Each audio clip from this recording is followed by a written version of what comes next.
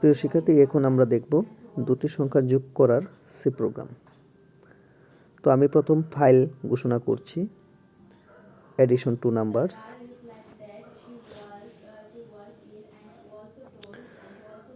নতুন ফাইল ঘোষণা করার পর আমি হ্যাশ ইনক্লুড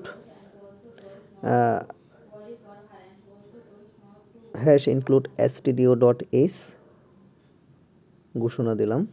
স্ট্যান্ডার্ড মানে ইনপুট এবং আউটপুট ফাইল ঘোষণা দেব। প্রিপ্রসেসর ডিরেক্টিভ ফাইল বলে একে, সি প্রোগ্রামের অত্যাবশ্যক একটি অংশ। তারপর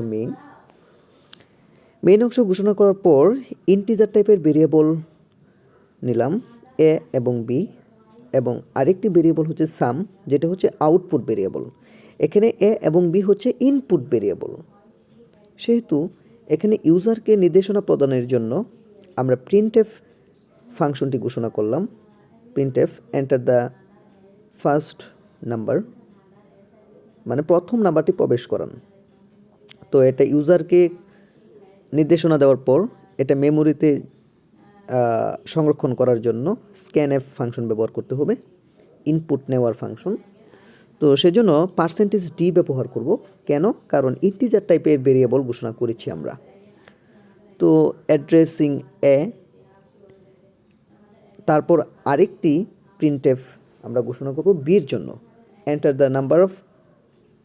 দ্য সেকেন্ড নাম্বার, দ্বিতীয় নাম্বারটি প্রবেশ করান। ইউজারকে নির্দেশনা প্রদান করা হইল। তারপর সেটা স্ক্যানএফ করতে হবে, মেমোরিতে জায়গা সংরক্ষণের জন্য স্ক্যানএফ ফাংশন ব্যবহার করতে হবে। এখানে %d অ্যান্ড বি, এই অ্যান্ড ক্যারেক্টার দ্বারা বোঝায় মেমোরিতে একটা নির্দিষ্ট একটা স্পেস তৈরি করার জন্য। তারপর সাম, এটা হচ্ছে processing part, processing sum equal A plus B. তারপর প্রিন্টএফ, এটা হচ্ছে আউটপুট পাওয়ার জন্য। আউটপুট পাওয়ার জন্য যে ফাংশন ব্যবহার করা হয় তাকে প্রিন্টএফ ফাংশন বলা হয়। এখানে দ্য সাম ইজ, যোগফলটি হচ্ছে। আমরা এখানে যেহেতু একটি ডেসিমাল ইন্টিজার টাইপের ফলাফল পাবো, সেজন্য %d ব্যবহার করা হয়েছে এবং সাম ঘোষণা করতে হবে। কেন? আমরা প্রসেসিংয়ের যে ভেরিয়েবলে সাম লিখেছিলাম সেই সামটি এখানে লিখতে হবে।